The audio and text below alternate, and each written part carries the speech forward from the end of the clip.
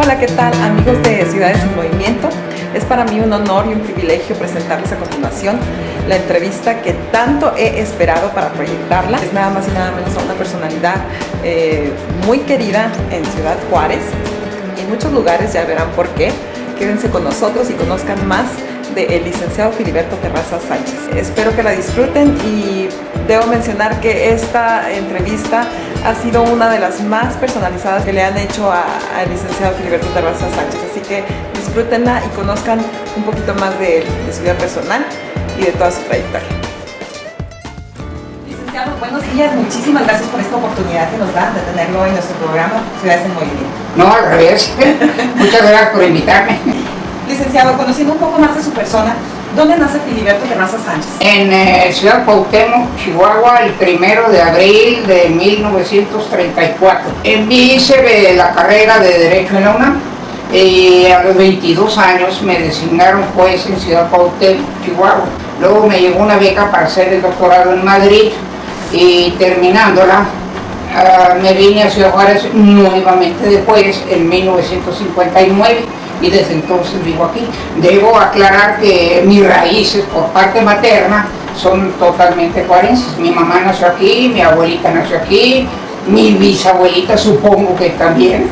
Entonces usted es 100% juarense. Sí, así es. Platíquenos de su trayectoria como iniciador en el Instituto Tecnológico de Ciudad Juárez. Muy interesante. Daba yo una clase de introducción al derecho en la ETIC, Escuela Técnica, con el profesor Ramón Rivera Lara.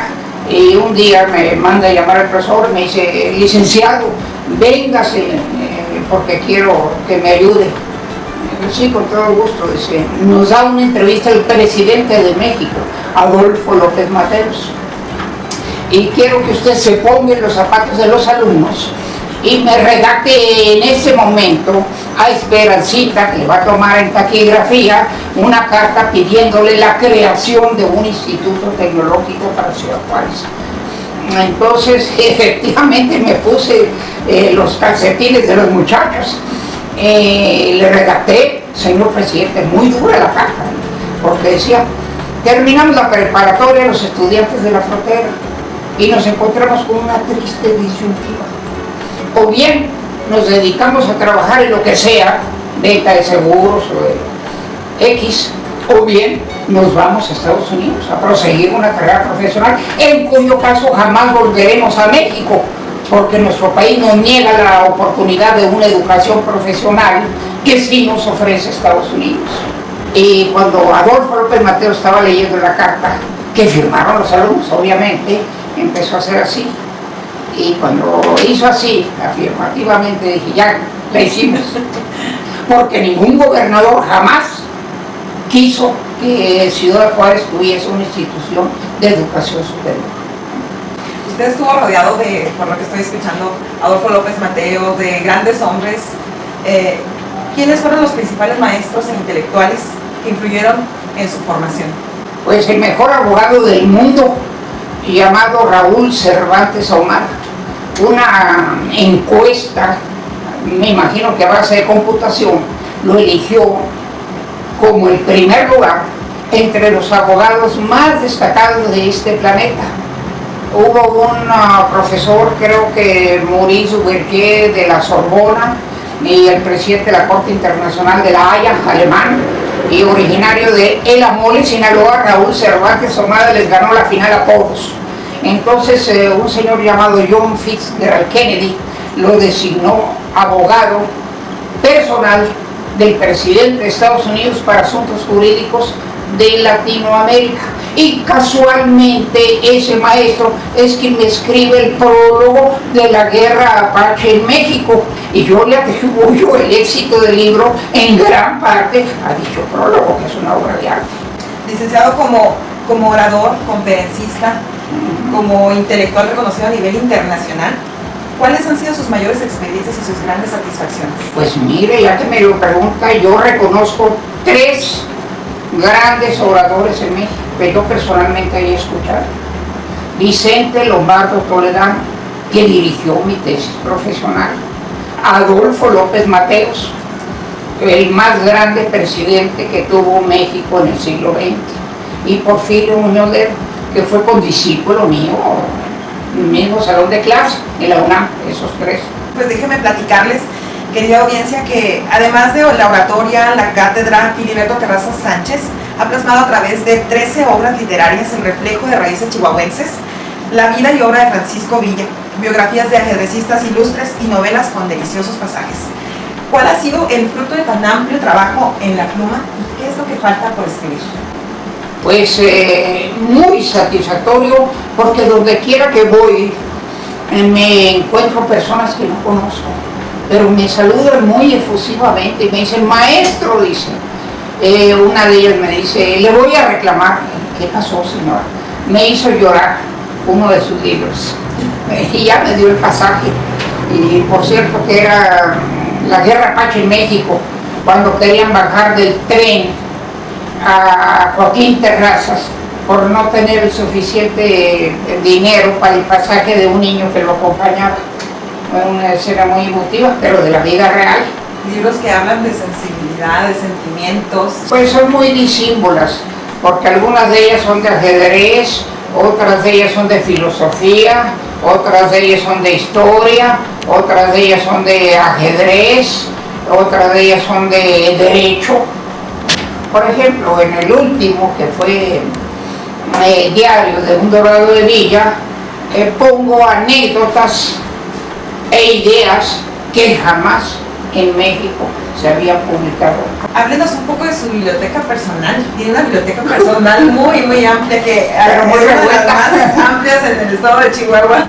Sí tengo libros, sobre todo en varios idiomas. Tengo libros en inglés, francés, alemán, en griego, en italiano. Háblenos de su pintura del general Francisco Villa. Pues esa pintura es la única que existe en el mundo, pintada personalmente frente al general Francisco Villa. Tiene la firma del autor, fue Miguel Trillo, y mi tío, el coronel José Nieto Houston, que fue miembro de la escolta del general Villa, la arrancó del Palacio de Gobierno de Chihuahua un 16 de septiembre de 1916 y se la llevó a su casa. Ya cuando terminó la revolución, la dejó en su recámara y dio instrucciones de que me la heredaran a su muerte, más bien a mi papá, pero pues mi papá me la dio a mí. Excelente. Sí. Qué gran recuerdo. La preservé para México, porque no se imagina los gringos que la llegaron a ver y vinieron algunos. Cuando estuve en el registro civil, tengo una foto donde está esa foto detrás de mí, el óleo. Y varios gringos llegaron, uno de ellos venía de Arizona y vi el cuadro y lo estuve examinando. Y luego me dijo, oiga, me permite traer a un amigo para que tome ya con mayor detalle el origen del cuadro. Sí, cómo no. Al mes vino con un experto, tomaron fotos y de repente me dice, how much? ¿No? Le dije, pues es una obra que debe permanecer en México. Licenciado, recientemente ha sido usted reconocido como cronista en Ciudad Juárez. Pues no muy recientemente, porque fue desde el año 2004, pero sí me han estado ratificando. Es una tradición nacional que el cargo de cronista sea vitalicio, salvo enfermedad o muerte. Una de sus pasiones, quizá la más grande, ha sido el ajedrez. Pues sí. La cual inició cuando era un niño de tan solo 11 años de edad. No, 6 años. 6 años. A los 11 años de edad Sí. enfrentó al campeón mundial Alexander Alekhine. Sí. Platíquenos al respecto. No, pues resulta que para que no anduviéramos jugando en la calle, mi papá trajo de Michoacán un jueguito de ajedrez. No recuerdo si primero aprendí a leer o a jugar ajedrez, pero debía haber sido más o menos al mismo tiempo, a los 6 años. Entonces, Lázaro Cárdenas le dio una comisión a mi papá en Barcelona y fuimos. Yo era un niño y estábamos de vacaciones, o sea, en el verano de aquel año, y daba una exhibición el campeón del mundo, que era Alekhine, y luego hubo un torneo después de esa exhibición. Por cierto que en dicha exhibición yo fui uno de los que más pelea le dio a Alekhine. Quiero aclarar que yo jamás en mi vida había visto un libro de ajedrez, pero Alekhine que por cierto andaba muy inspirado. Le dijo a mi papá que me incluyera en un torneo que iba a haber inmediatamente después de esas simultáneas. Y efectivamente me inscribieron, pero pues yo no sabía que existieran libros de ajedrez en aquel entonces. ¿Qué diferencia de edades había entre Alexander Alekhine y Filiberto Terrazas? Yo tenía 11 años, 53 años contra 11, esa es la diferencia. ¿Y qué nos puede platicar de Carlos Torre? No, Carlos Torre es uno de los más grandes genios y de los más admirables que yo en mi vida he conocido. Es más, en el último libro mío, en la última edición de Kukulcán, le puse esta dedicatoria, porque esto es sobre Yucatán, y me pareció oportuno ponerle al último genio maya, fruto póstumo de aquella maravillosa civilización, quien enriqueció el tesoro universal del ajedrez, Carlos Torre. Lo conocí en México, y como yo era un admirador de la cultura yucateca, maya, y también del ajedrez, hicimos gran amistad. Obviamente, pues, él como un genio que era, me enseñó mucho del ajedrez. En La Habana, en Alemania, en Suiza, su participación en las Olimpiadas. ¿Recuerda el discurso de La Habana? No, pues resulta que llego a La Habana y sin que hubiera previo aviso, invitan a Fidel Castro al banquete de inauguración. Entonces, habíamos tomado 3 o 4 daiquiris, nos dan la bienvenida, y entonces mi compañero Alfredo Iglesias, que había tomado aproximadamente el doble que yo, me dice: oye, sepárate y contéstale. ¿Qué te gusta? Bueno, pues me paré y les dije: señor comandante, en esta noche de exquisita gala, donde se encuentra reunida la más selecta intelectualidad ajedrecística del orbe, que representa lo mismo la Cuba de Capablanca que la Alemania de Lasker, Goethe, o la Rusia de Pushkin y Dostoyevsky, la América de Lincoln. Quiero relatar una leyenda de la cual provengo. Cuentan los anales aztecas que cuando los altares a los dioses permanecían ensangrentados por las víctimas humanas, vino un hombre blanco y barbado, alto, de Oriente, a implantar una nueva estructura social. Cuando prendió esta idea, dice la leyenda que él se autoinmoló en una pira, pero que al día siguiente apareció un nuevo astro en el firmamento, que era Quetzalcóatl, quien guiaría por siempre a su pueblo. Y les dije: para concluir, en esta noche de gala, yo quisiera brindar por el Quetzalcóatl de Cuba, Fidel. Todos se pararon. No entendieron, no. De ahí propicia la partida de la fotografía, que ya es un ícono de todos sus libros, porque viene siempre. Pues sí, siempre me escogen los editores, ¿sí? Pues al rato llega un miliciano con una carabina y: maestro Terraza, el comandante quiere saludarlo. Bueno, pues vamos con el comandante. Y yo, se para y me da un abrazo, Fidel. Me dice: qué buen orador eres tú, chico. Le dije: no, bueno, orador tú, le dije. Al día siguiente fue la inauguración. Se supone que el campeón del mundo es que inaugura con el jefe de Estado una Olimpiada Mundial de Ajedrez. Y era Petrosian, estaba parado esperando que lo llamaran.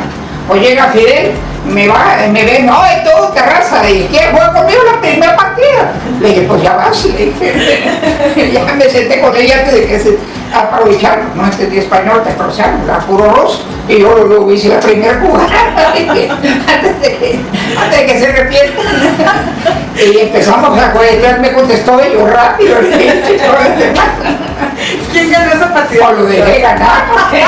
Es que lo dejé ganar por eso. Está la prensa, televisión, de todo el mundo. Dije: no voy a poner aquí. Yo ya debe ganar un caballo.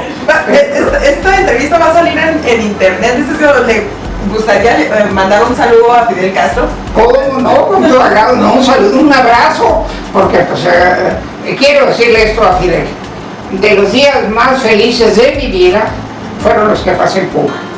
Y recibí un honor que sinceramente no merezco, y le deseo toda la felicidad del mundo. Ya por último, licenciado, ¿qué tan cerca fue su amistad con el extraordinario Bobby Fischer? Pues bastante, inclusive hasta me procuraba Está medio loco así, extravagante más bien. Pero hicimos muy buena amistad y por esa razón, porque cuando estaba jugando yo con Fidel, de repente mete la mano Petrosian y le corrigió una jugada en la segunda partida, porque jugamos. Entonces yo pensé, dije, llegando afuera me quitan los gringos mi pasaporte por estar jugando aquí con Fidel. Entonces dije, para que no me lo quiten, voy a llamar a este gringo para emparejar la situación. Y le dije a Fidel, oye, Fidel, ya los rusos te están ayudando, deja llamarle a este gringo para emparejar aquí la lucha. Dije, Bobby, do you want to play with me against this communist? Entonces ya se mete, pero yo lo que quería era que me retrataran a mí con Bobby Fischer, sí, para que no tuviera un pretexto los americanos y quitarme mi pasaporte. Licenciado, qué deleite es platicar con usted. Nos gustaría que el tiempo no pasara y seguir. No, muchas usted gracias. tiene muchísimo que aportar. No, gracias. Le agradezco muchísimo la oportunidad de esta entrevista y esperemos que sea la primera de muchas más. Muchas gracias, muy mal. Muchísimas gracias a todo nuestro auditorio. Seguimos con más en Ciudades en Movimiento.